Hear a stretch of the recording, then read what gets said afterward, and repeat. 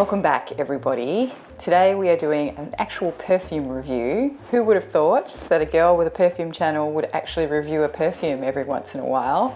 And I think I've actually spoken about this one before, but I'm almost at the end of the bottle and I felt like it deserved its own video. So I'm going to talk about it. The fragrance is 811 Absoluto by Giovanna Antonelli Parfums. This is one of 3 fragrances that were released in the line back in 2017, I believe. I only have, I think this is I'm not sure if it's a 15 ml or a 20 ml.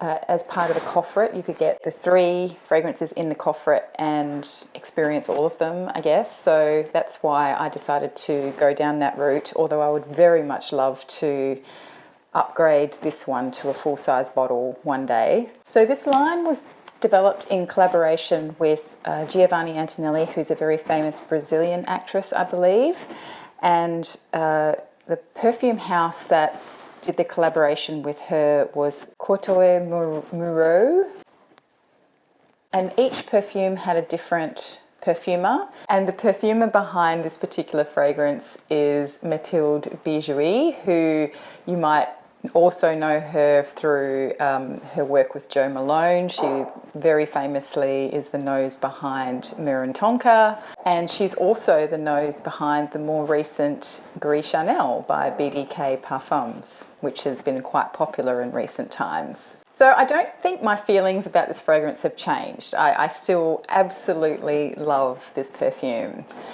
and it's very nostalgic to me because I started wearing this perfume, or I discovered this range of perfumes, but I particularly started wearing this one around the time that Matt and I moved in together. So we'd just moved in together, we'd been traveling around, we'd been going on exotic overseas holidays, and life was just really good. We were really happy, really in love. We're still very happy and in love, but you know, we had that first blush of romance and the excitement of just moving in together, and then also going on a string of holidays which were just so romantic and lovely. And so all those memories and emotions all come back to me when I smell this fragrance. And in particular, the traveling that we did at the time. In one year, I think we went to Spain, we went to Vanuatu, we went to various cities around Australia just on little mini breaks and things like that. And I think we went somewhere else. But in any case, we sort of had a whole string of holidays in this particular year, which was probably good timing actually, because we got a bit of our travel bug out of our system before the pandemic hit a couple of years later. So that's why I definitely have an emotional attachment to this fragrance, in addition to really just loving how it smells. And so I am very sad that it's getting very low, and it will be finished this year. It's always a weird thing when I finish a bottle of perfume, particularly one that I really, really love and that I have an emotional attachment to, because on the one hand, I'm really excited about the fact that I'm actually finishing a bottle of perfume. But on the other hand, you know, because I'm so emotionally attached to this one, I don't want it to run out. Yeah, I have mixed emotions about this whole scenario right now. So what I get in the very, very opening of this fragrance, and I mean like the first 2 seconds, is some really green floral type notes. Very crisp and juicy, but not powdery. However, very, very quickly, I start to immediately notice some balsamic nuances and a dusty, almost chocolatey patchouli note. It very soon then develops some ambery notes and becomes sort of dusty, powdery, and a little bit earthy. It's spicy, but not super peppery, but it's warm. It's a very warm type of fragrance. As it develops further, the sweetness really starts to come through, but it's not overly sweet. But one thing that I hadn't picked up on previously, I don't think, is there is a smoky element to this fragrance. There is apparently a chili note in here, and I don't know if I necessarily get chili, but again, I do get a spiciness and a sense of warmth. And one thing that does jump out at me in this fragrance is the clove. There is clove in this perfume. The clove isn't super strong or medicinal, but it has that element of really sweet clove that's been baked in fruits. And I think previously when I've described this fragrance, I've talked about getting a dark fruit or dried fruit element to it. And I think the clove and the sweetness that backs up that clove note really helps to solidify that image in my mind, whether or not there's a dark fruit note in here or not, which I don't think there is anything listed. After an hour or so, I really start to get the floral notes coming through, and the actual note listing I think only talks of jasmine. But as is often the case with me, I don't necessarily detect it in this fragrance as jasmine.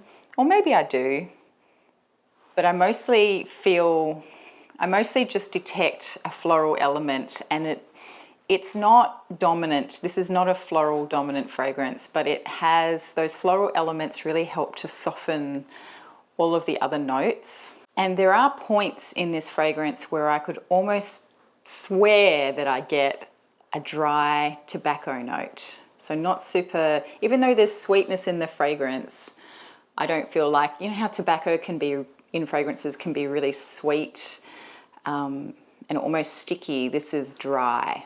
But that sort of comes and goes. It's not constant. The image that pops into my mind when I smell this fragrance, and I don't know why, is of a very early sunset. So it's still quite bright, but you're viewing it through an amber-colored gemstone.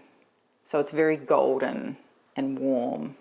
And the sweetness is really quite light and translucent rather than being, you know, an enveloping blanket that can be stifling in warm weather. So consequently, though this is an ambery fragrance, it actually wears really, really well in the warmer weather.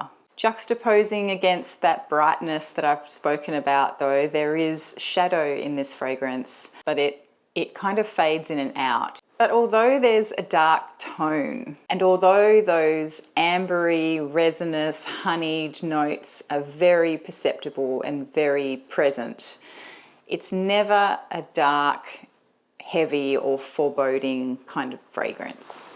Somehow Mathilde Virjoui has captured the chewiness of those resins, the stickiness of those sweet honey notes, without making this a thick, heavy wearing perfume. And it could be the patchouli, which is quite dry and dusty, and the aromatic notes, which are green and crisp, that offset that sweetness and stickiness. Oh, they just keep it so well balanced. After the 2 or 3 hour mark, I feel like this fragrance doesn't change that much. It pretty much stays the same from then on.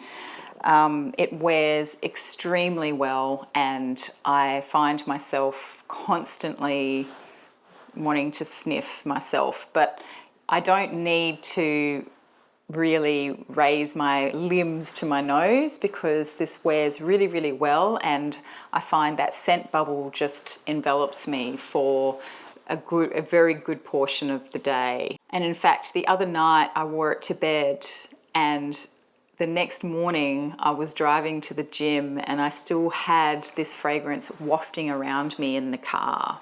So it has excellent longevity and projection, in my opinion. But having said that, if I wear it to work, I can still smell it very clearly at the end of the day, but I don't feel like it's an intrusive fragrance. I don't feel like it's punching anyone in the face, even though you can quite definitely pick it up.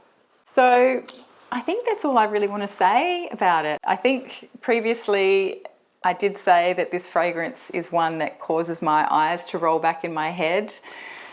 And I have to say, it's the same. I even after a couple of years of wearing this, I still love it. I absolutely adore it. And this one has definitely stood the test of time in my wardrobe. Now, if you try and search for this, the Giovanna Antonelli Parfums website is currently down. They're rebranding apparently. I freaked out thinking that they were discontinuing the line and that you couldn't get it anymore. There are perfumeries dotted around the globe that stock them, so you can still get them. But for those of us, I think in Australia, I'm not sure if any of the perfumeries overseas that stock this brand actually ship to Australia. So I'm going to have to wait very patiently until I can order. But that's okay because I'm on a no-buy. Oh, I'll be so sad when it runs out. Anyway, I hope you enjoyed that. Let me know if you've tried this fragrance or any of the fragrances from the house. There's, as I said, there's 3 in the line and they're all really lovely actually. And the more that I become familiar with them, the more I like all of them. But this, from the very get-go, this one was always my favorite and it remains so. Anyway, I hope you all are having a lovely weekend and I look forward to seeing you next week. Bye. And the perfumer behind this particular fragrance was Mathilde Bijouy.